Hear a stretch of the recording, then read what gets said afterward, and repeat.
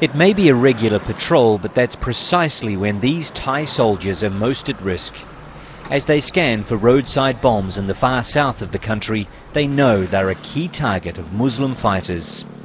At least 8 soldiers have lost their lives in bomb attacks since the beginning of July. Now the people responsible are planning to intensify their campaign. There are 2 main Muslim organizations that have always been suspected of being behind most of the violence in the Deep South. Now, a senior source within one of those groups has confirmed to Al Jazeera that between them they're responsible for about 80% of the attacks, including the first 2 deadly bomb blasts of this month. It's also been speculated that the groups have been fighting for autonomy for the 3 majority Muslim southern provinces. But the source told us that even if autonomy was granted, they would continue fighting for a completely independent state. And that will mean more dead soldiers. The source told us the violence will get worse because the 2 armed groups have joined forces.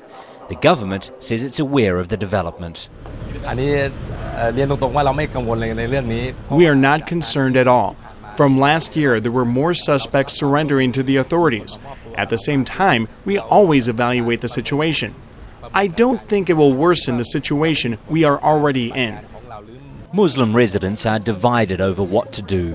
Some don't share the fighters' goal of autonomy or independence from a predominantly Buddhist Thailand. This Islamic school was raided by the army late last year because they suspected it was training students for the fight. They found no evidence of such activity. The principal says Muslims simply want a fair deal. The government needs to look into solving the problems of injustice, equality, and basic human rights in these 3 provinces. Also, better education and employment should be put in place.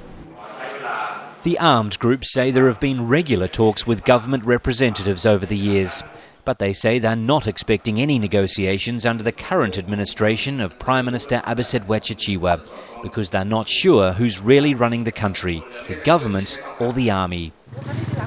In the Deep South, it's clear the military is in control, something the armed Muslim groups seem more determined than ever to change.